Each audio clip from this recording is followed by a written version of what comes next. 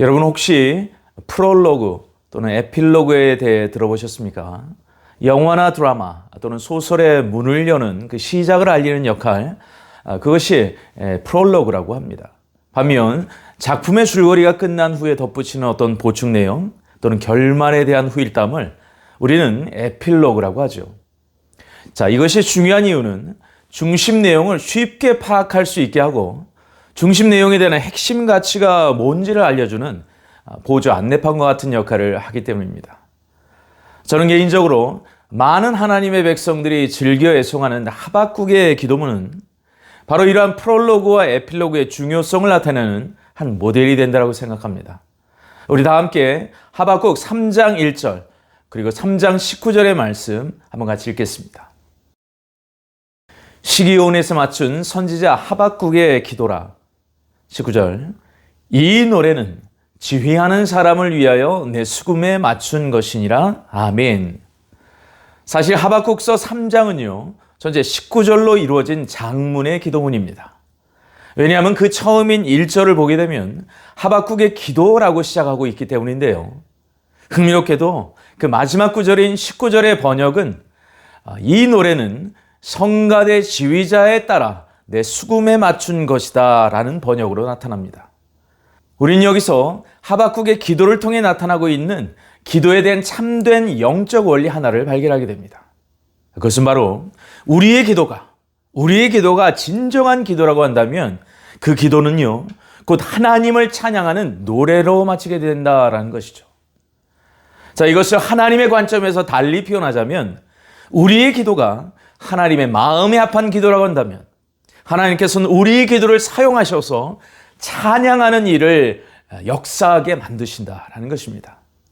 따라서 이 말씀이 우리의 기도에 도전하는 메시지는 이것입니다. 나의 기도는 과연 기도로서 시작해서 찬양으로 마무리되고 있는가?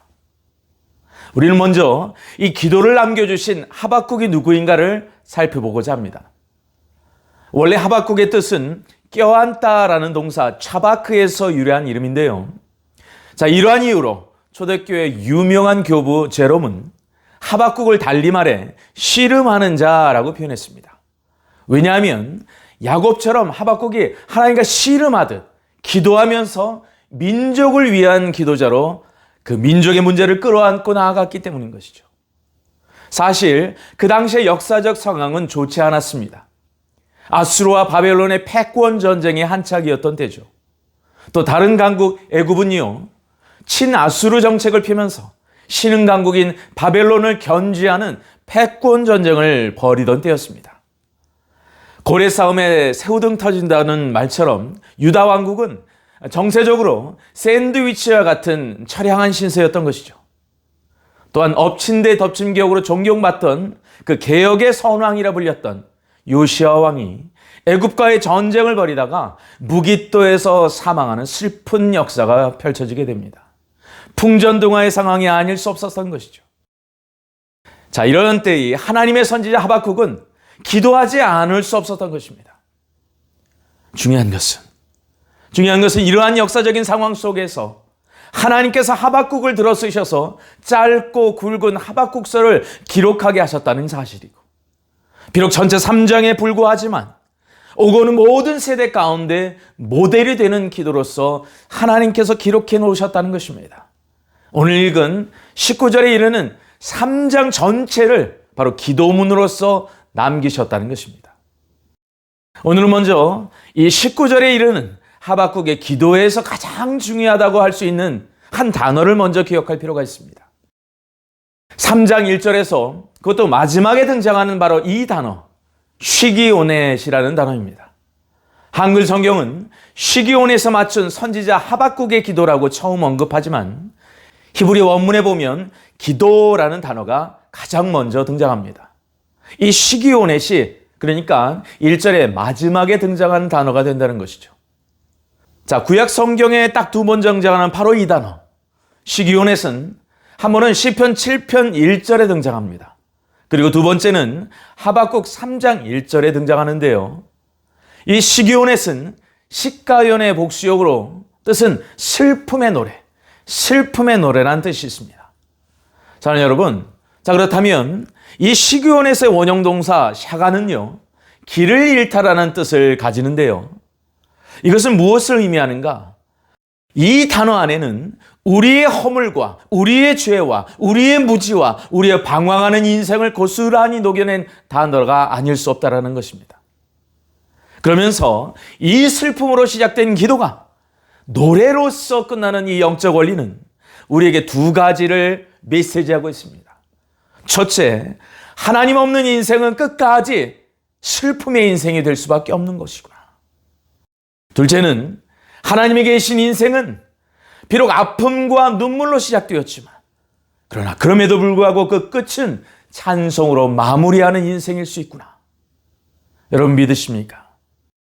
이것이 바로 하나님의 백성을 향한 변치 않은 약속된 영광인 것을 믿으시기 바랍니다. 이것은 시내가 변해도 변치 않는 하나님의 영적인 약속인 거예요.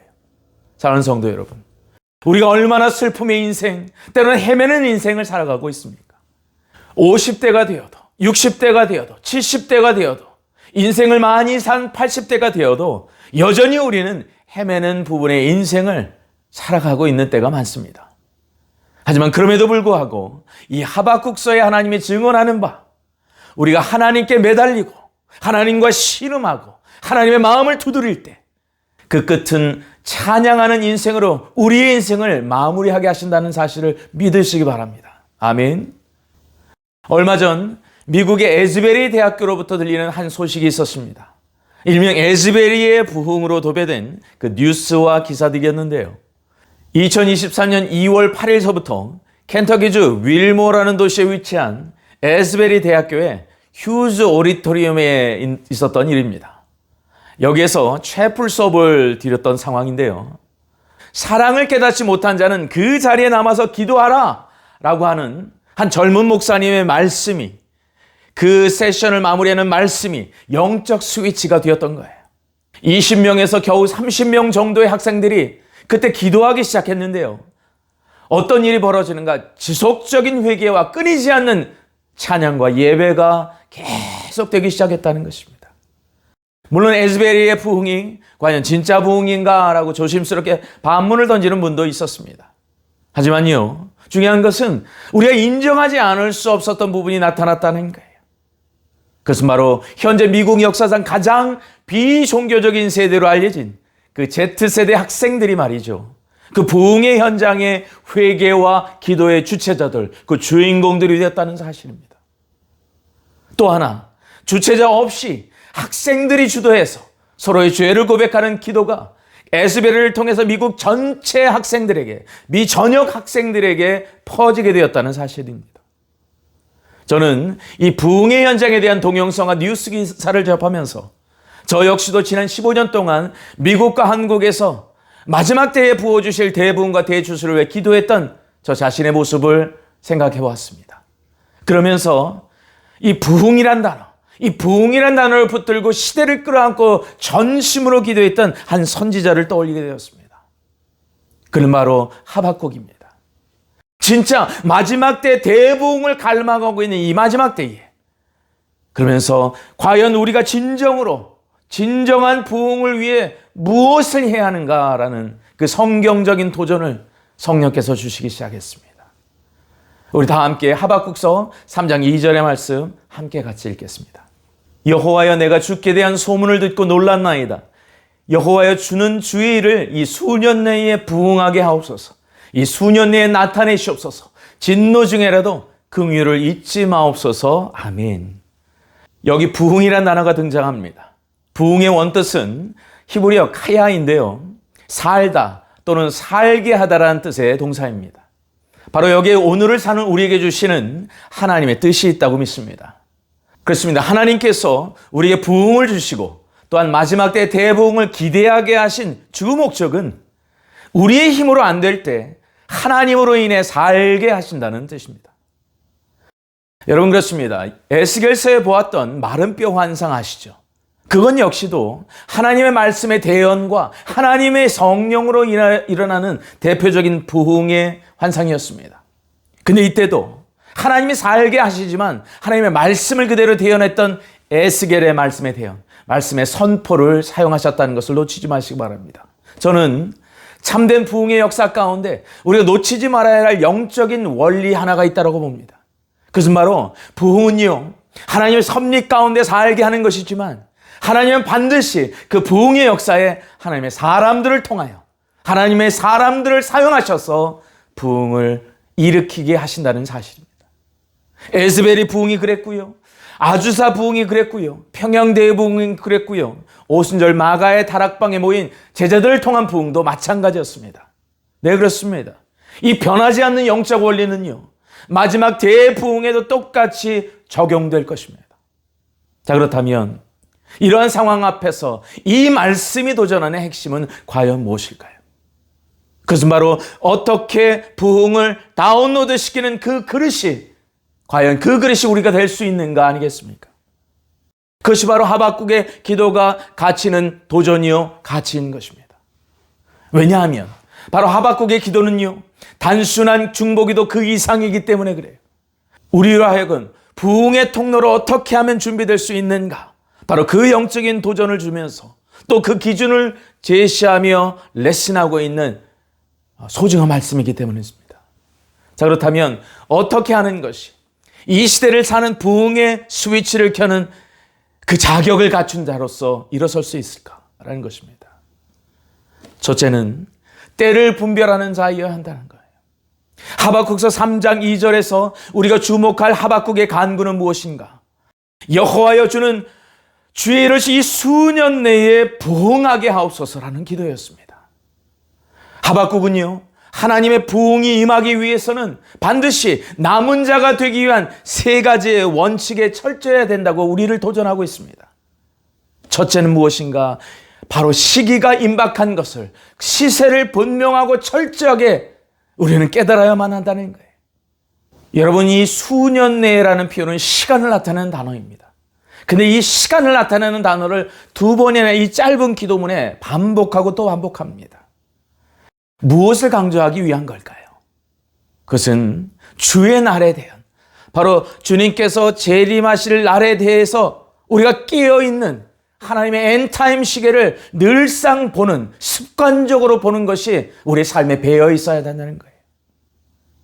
사랑하는 여러분, 시계는 우리로 하여금 약속 시간을 맞추기 위해 우리를 움직이게 하지 않습니까? 보는 것에서 그치는 것이 아니에요. 그 시계를 보면서 약속한 것을 움직이게 하고 또한 우리를 긴장하게 합니다. 그래서 또한 준비하게 하죠.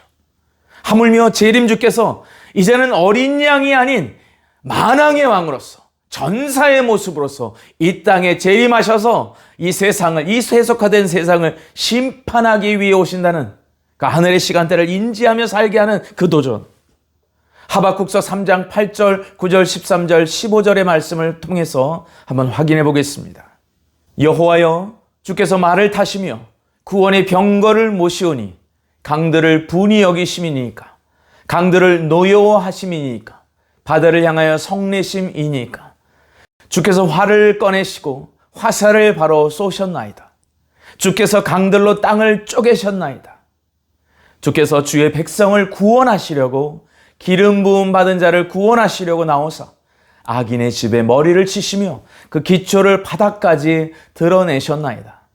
주께서 말을 타시고 바다, 그 큰 물의 파도를 밟으셨나이다. 아멘. 하박국의 이 대언을 한마디로 요약하자면 무엇이 될까요?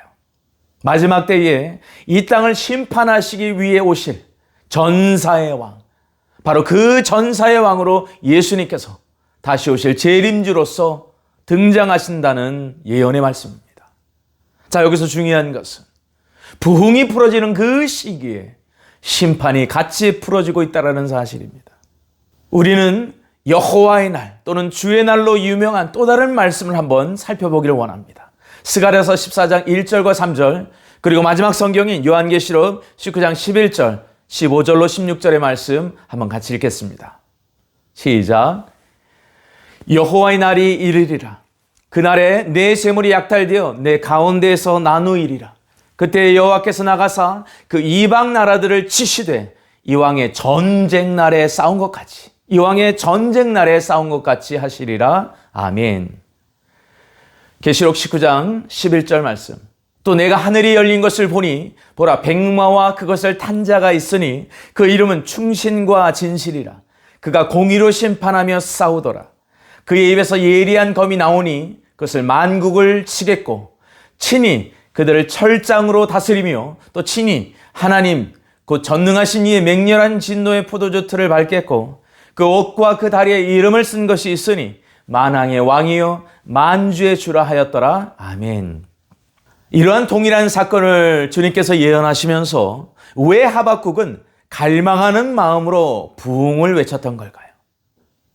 그것은 바로 세상은 힘들지만, 세상은 너무나도 급박하지만 반드시 우리 주님께서 세상을 심판하시고 하나님의 뜻을 이겨낸 사람들을 위해서 반드시 그들을 세우시고 반드시 그들을 위해서 이 땅 가운데 찾아오신다는 사실을 약속하시기 위함입니다. 특별히 이러한 사실을 팩트로 아는 것도 중요하지만 주님이 진짜 원하시는 것은 아는 단계에 그치는 것이 아닙니다. 그래서 하박국 기도를 주신 거예요. 기름을 준비하는 자의 삶의 단계로 우리가 나아가야 한다는 것을 이 하박국의 기도를 통해서 도전케 하시는 것입니다. 하박국 3장 12절로 13절의 말씀 한번 같이 읽겠습니다. 주께서 노를 바라사 땅을 두르셨으며 분을 내사 여러 나라를 밟으셨나이다. 주께서 주의 백성을 구원하시려고 기름 부음 받은 자를 구원하시려고 나오사 악인의 집에 머리를 치시며 그 기초를 바닥까지 드러내셨나이다. 아멘.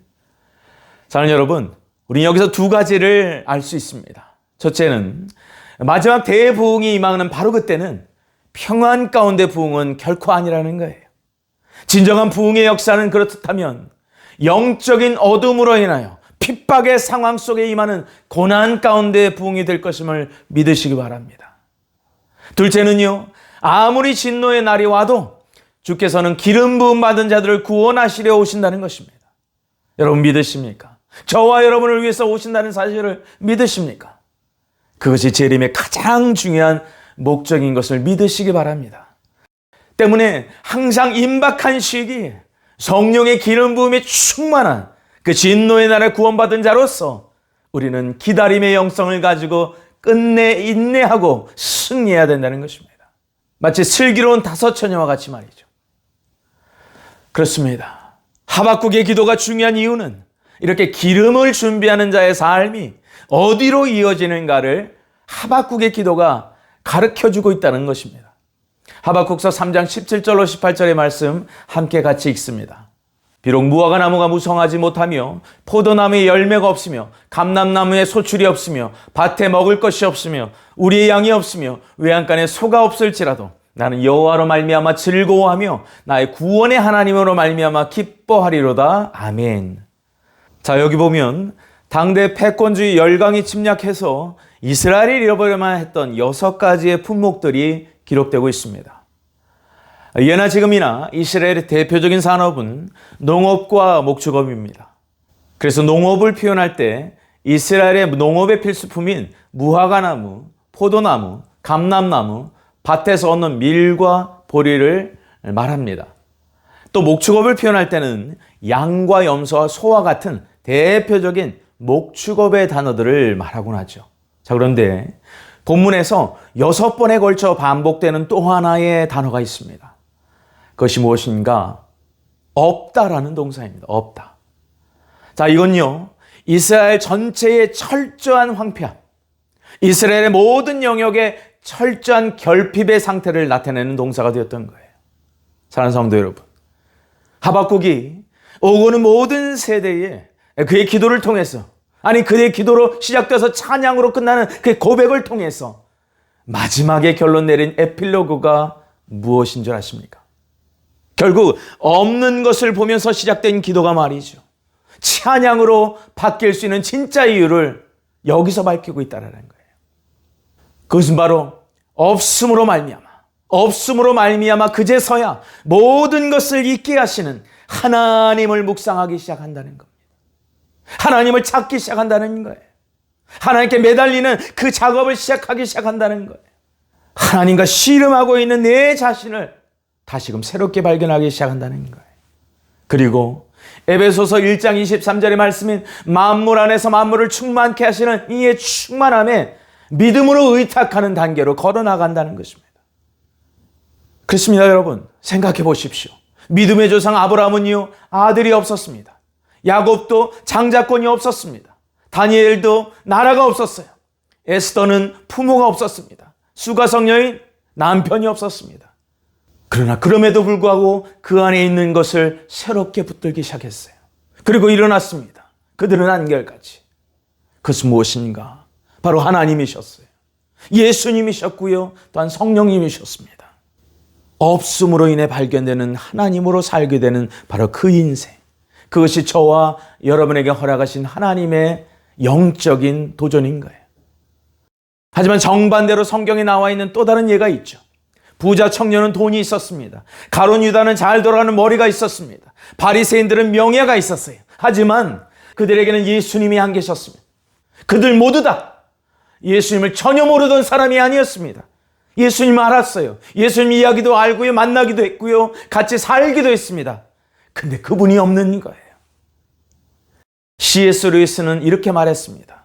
이 세상의 모든 것을 다 가져도 하나님을 갖지 못한다면 이 세상에 아무것도 갖지 못한 인생인 것이고, 이 세상에 아무것도 갖지 못한 인생이라 할지라도 그가 하나님을 가진 사람이라고 한다면 그는 결코 이 세상의 모든 것을 가진 사람인 것이다.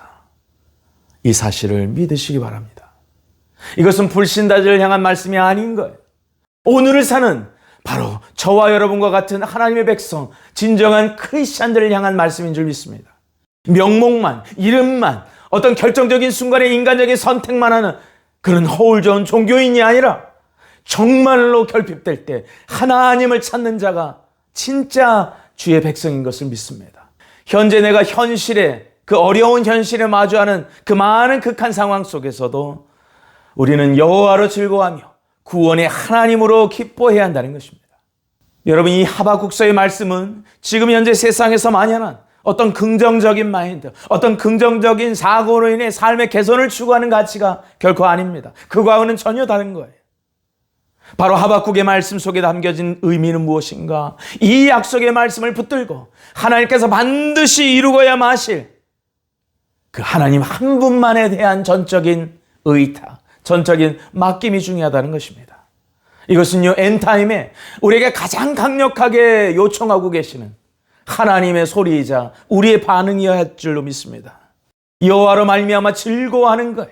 구원의 하나님으로 말미암아 범사에 기뻐하는 것입니다. 그것은 바로 진정한 부흥을 풀어내기 위해 모든 세대 가운데 우리 하나님께서 진정으로 사용하셨던 똑같은 영적인 원리예요. 또한 그렇게 반응하는 똑같은 그런 사람들의 영적 고백을 통해서 하나님의 역사를 이루어 가신다는 것입니다. 자, 여기서 중요한 사실 하나가 있습니다. 구약의 하박국의 기도는 신약의 교회 공동체에게 던지는 메시지가 되었습니다. 그것은 바로 하박국의 기도는 개인의 기도로 시작되었지만 그 마지막은 공동체의 찬양, 찬양대의 찬양으로 승격되고 있다는 사실 때문이죠. 우리 다 함께 하박국서 3장 19절 제일 후반부를 다시 한번 같이 읽겠습니다. 이 노래는 지휘하는 사람을 위하여 내 수금에 맞춘 것이니라. 지휘하는 사람을 위하여 수금에 맞춘 것이니라. 아멘. 사랑하는 성도 여러분, 하박국의 기도의 맨 마지막을 보니까 특별한 존재가 소개되고 있습니다. 그것은 바로 지휘하는 사람이란 표현입니다. 자, 이 단어에 해당하는 히브리 원문은 나차흐라고 하는 동사에서 유래했는데, 이 단어는 특별하게도 성전 예배에서 음악을 담당했던 레위인들을 특별히 가리킬 때 사용하는 독특한 단어였다는 것입니다. 바로 여기에 메시지가 있습니다.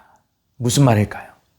기도로서 시작된 그 기도는, 첫째, 기도는 찬양으로 승화가 되고, 둘째, 혼자 기도하러 나아갔던 그 기도와 연동되는 그 찬양에서 멈추는 것이 아니라 한 사람의 신실한 기도와 찬양 때문에 공동체의 합창을 드리며 우리의 지휘자 되신 예수님의 지휘에 맞추어 함께 기도가 변하여 찬양으로, 찬양이 변하여 합창으로 하나님께 영광을 돌리는 영광의 모습으로 끝을 맺게 된다는 사실입니다. 사랑하는 성도 여러분, 여러분에게 이 하박국의 기도가 임하기를 주님의 이름으로 축복합니다. 여러분에게 전심의 찬양이 회복되기를 주님의 이름으로 축복합니다. 바로 그때에 그 이름 아름답고 거룩한 교회의 모습으로 주의 영광의 보좌 앞에 나아가는 우리 성도 게드링교회 하나님이 찾으시는 엔타임 예배자요, 엔타임 중보자가 되실 것입니다. 우리가 지금 예배하고 있고 우리가 지금 기도하고 있다는 바로 이 사실은, 그리고 혼자가 아니라 공동체로 함께 모이고 있다는 바로 이 사실은 하박국의 기도가 증거하는 한은 우리 오늘도 여호와로 말미암아 즐거워하고 우리 구원의 하나님으로 말미암아 기뻐할 수 있는 이유가 된다라는 거예요. 믿으십니까? 믿으십니까? 바로 이것이 영원토록 주님과 함께하는 백성에게 허락하신 그 마음의 고백인 줄 믿습니다. 우리 다 함께 마지막 말씀 하박국서 3장 19절 전반부의 말씀 함께 같이 읽겠습니다.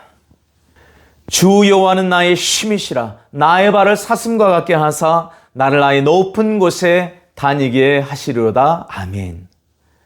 오늘 말씀을 마무리하면서 부흥을 간구하는 하박국의 기도가 이 마지막 때의 엔타임 대부흥을 위해 기도하는 오늘을 사는 저와 여러분에게 주시는 마지막 메시지가 되기를 원합니다. 그것은 바로 사슴의 발입니다. 사슴의 발. 성경학자 밥솔기는 역설적으로 사슴의 입장에서 이렇게 말합니다. 실제로 사슴이 이스라엘 현지에서 서게 될 그 고지는 현실적으로 아주 위험하고 아주 가파를 수 있는 장소일 수 있다. 그러나 하나님께서는 때로는 더 높은 곳을 주시기 위해 우리의 발을 훈련시키기 전까지는 결단코 그 산을 주시지 않는다. 사랑하는 성도 여러분, 다윗과 그 아들 솔로몬의 차이점이 무엇인 줄 아십니까? 둘 다 왕을 지낸 사람들이었습니다. 하지만 거기에는 한 가지 차이점이 있었어요. 아버지 다윗에게는요, 골짜기에 서는 사슴의 발에 훈련의 시간이 있었습니다. 하지만 솔로몬에게는 그것이 없었던 것이죠. 다윗에게는 사울에게 생명의 위협을 받는 7년 동안의 광야 시간이 있었습니다. 하지만 솔로몬에게는 없었습니다. 그가 나중에 이방 여인의 우상을 숭배하는 골짜기로 굴러떨어진 이유가 되어버렸던 것이 바로 이런 훈련이 없었기 때문입니다. 아니 어쩌면 하나님은 솔로몬을 너무나도 사랑하시기 때문에 오히려 높은 곳에서 넘어지게 하셨는지도 모릅니다. 다시 일어서는 그 단계까지 나아가게 하기 위해서. 왜 그럴까요? 그의 이름 중에 하나가 하나님께 사랑받는 자라는 뜻의 여디디에 아니겠습니까?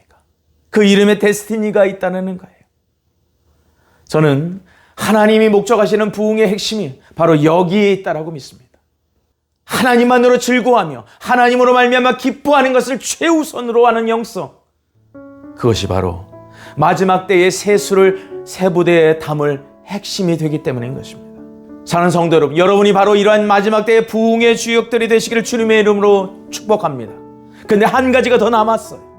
오랜 기독교 부흥의 역사가 증거하는 바 바로 이 부흥의 주역들은요, 기독교의 중앙 무대에서 활동했던 사람들이 아니었습니다. 오히려 정말 평범한 사람들을 사용하셔서 하나님의 부흥의 역사로 사용하셨다는 것을 기억하십시오.